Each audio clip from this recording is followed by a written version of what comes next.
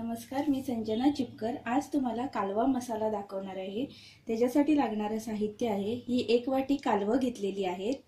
त्यानंतर आपल्याला लागणार आहे 1 वाटी ओलं खोबरं, 3 कांदे आहेत उभे चिरून घेतलेले, कोथिंबीर, तेल, साधा लाल तिखट, हळद, मीठ, गरम मसाला, हा फोडणीसाठी बारीक चिरून घेतलेला कांदा आहे, बारीक चिरून घेतलेला टोमॅटो, 10-12 लसणीच्या पाकळ्या आणि आल्याचे तुकडे, 4 हिरव्या मिरच्या।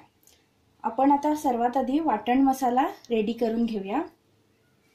त्याच्यासाठी मी तव्यावर 2 टीस्पून ऑइल घालणार आहे।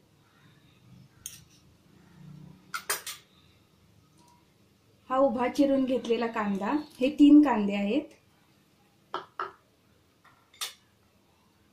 4 हिरव्या मिरच्या, लसणीच्या पाकळ्या आणि आलं, हे व्यवस्थित भाजून घ्यायचे आपल्याला। आता आपला कांदा भाजत आलेला आहे, व्यवस्थित ब्राउनिश होत आलेला आहे। आपण त्याच्यामध्ये थोडी कोथिंबीर घालूया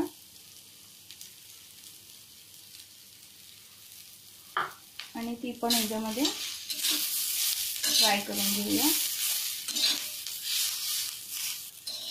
आता कांदा आपला व्यवस्थित भाजलेला आहे। कांदा, आलं, लसूण, मिरची, कोथिंबीर, आता हे काढून घेऊया आपण। आणि आता 1 वाटी हे खोबरं व्यवस्थित भाजून घेऊया। हे ओलं खोबरं आहे। आता आपलं खोबरं पण व्यवस्थित भाजून झालेलं आहे। गॅस बंद करते आणि काढून घेते। हा मसाला आता आपल्याला थंड व्हायला ठेवायचा आहे। त्यानंतर आपल्याला मिक्सर मधून त्याची पेस्ट करून घ्यायची। मसाला आपला आता भाजून व्यवस्थित झालेला आहे। हा मी आता थंड करायला ठेवते। थंड झाल्यावर आपण ह्याची मिक्सर मध्ये पेस्ट करून घेणार आहोत। मसाला मी मिक्सर मध्ये आता काढून घेतलेला आहे। त्याच्यामध्ये आता आपल्याला 1 टीस्पून गरम मसाला,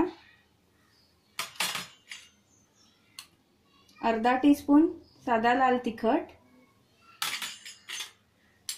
पाव टीस्पून हळद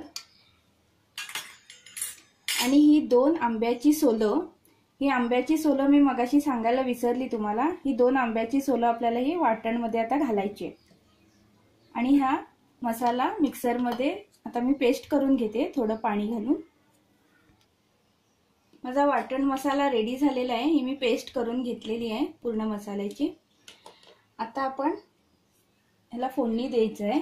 त्यासाठी मी कढई ठेवलेली आहे तापत, 2 टीस्पून ऑइल घालतेय।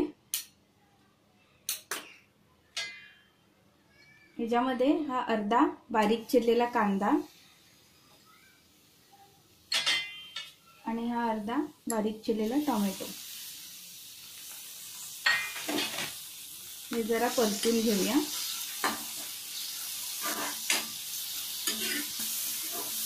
आता आपला कांदा टोमॅटो परततोय छान, जरा छान मऊ होऊन दे त्याला।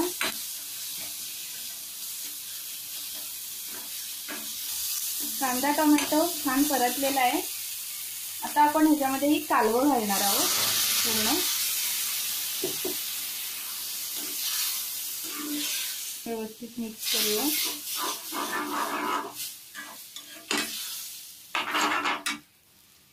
आणि जी आपण पेस्ट बनवली होती मसाला, ती आता पूर्ण ह्याच्यात घालायची आहे।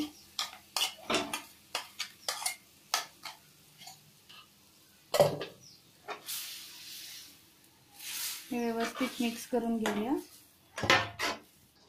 हे मी व्यवस्थित मिक्स केलंय। आता त्याच्यामध्ये आपल्याला चवीपुरतं मीठ घालायचंय आणि छान मिक्स करून घ्यायचंय।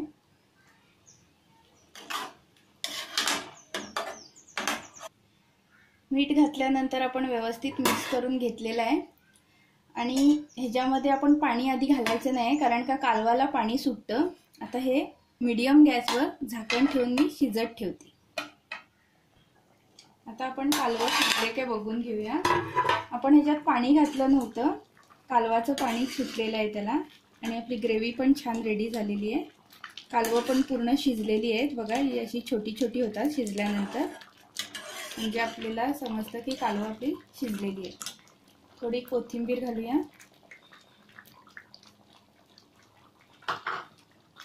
आणि आपली कालवा मसाला रेडी झालेला आहे। हे ग्रेव्ही प्रमाणे होतं जरा। गॅस बंद करून घेते आणि तुम्हाला एका बाउलमध्ये काढून दाखवते। आपला कालवा मसाला रेडी झालेला आहे। तुम्हाला ही रेसिपी कशी वाटली नक्की सांगा। हे तुम्ही राईस, चपाती, भाकरी कशाबरोबरही खाऊ शकता, एकदम छान लागतं। नक्की ट्राय करून बघा आणि कशी वाटली नक्की सांगा।